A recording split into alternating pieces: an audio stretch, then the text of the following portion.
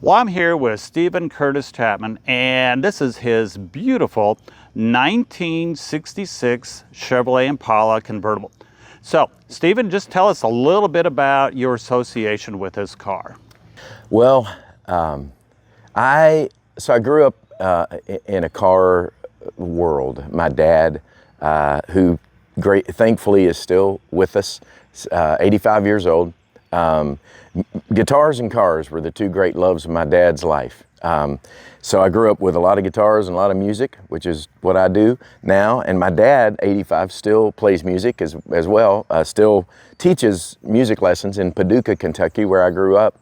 But his other great love was old cars, particularly when I was a kid. A lot of it was four-wheel drives, Jeeps, old Jeep. I helped him restore when I was a little boy. He bought a 47 Willys Jeep and totally restored it in our backyard. Didn't even have a garage. So I have these great memories of laying under a car with my dad and him saying, "Hey, go get me a 9/16", open-end wrench, and I'd run in and grab him. I was the gopher. And so I think just the memories of that, smell of old cars, all of that was registered in my head. And my dad would tell these stories of his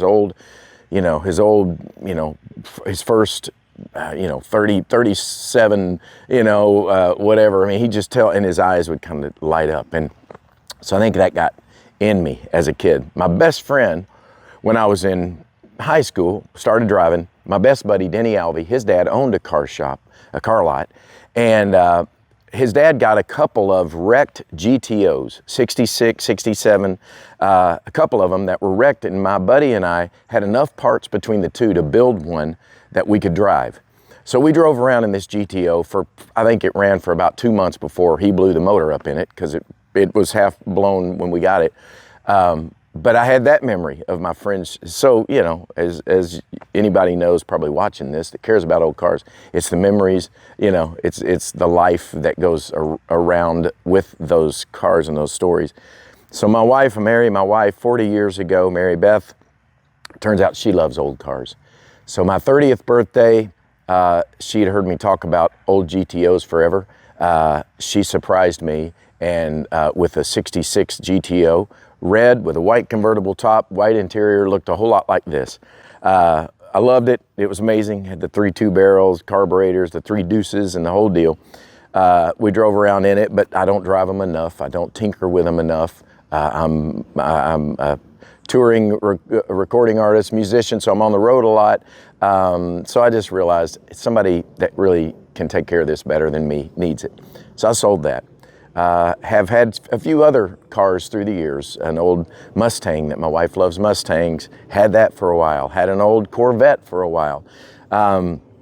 And so I got out of the old cars for a little while. A couple of years ago, my wife and I decided to go to a Mecum auto auction because we watch them on television and we love watching Mecum auctions. And I decided, hey, for a date getaway weekend, I think I had a concert. I was playing music in Dallas, and I said, hey, the Mecum auto auction is going on. Let's go. Went to the auction, and as we walked in, my wife hands me a bidder card. And I'm like, why do not do this? No, we're not doing this again. And she's like, you never know. You just never know.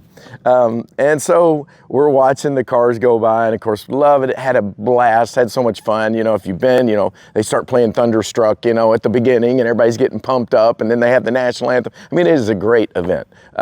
So we had so much fun, and across, the auction block rolls this guy. I had already seen it. Of course, you're walking around, and I spotted it. I don't know, for some reason, the bigger, the more metal, the better. I love the era of these cars. And I saw this one. I have a daughter who's a cheerleader at Alabama, Roll Tide, and, crimson. I saw the color. I was like, hey, that's a good Alabama car. And so came across the block, and next thing I knew, my hand was going up. I think my wife was, doing that, and we bought it.